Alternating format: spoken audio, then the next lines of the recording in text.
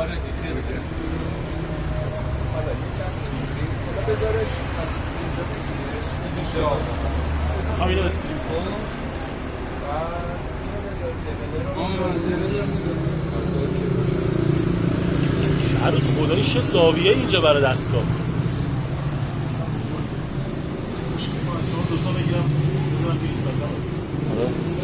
نه ببین ها کن اینجوری بچرخون یکم آها آره آره بعد خب به سر جاش نه دیگه نزد خب بسه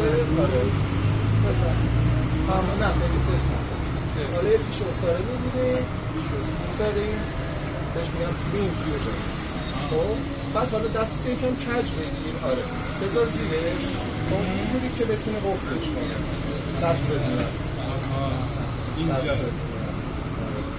الان بسته شد بسته شد بیشتر از این سفته شد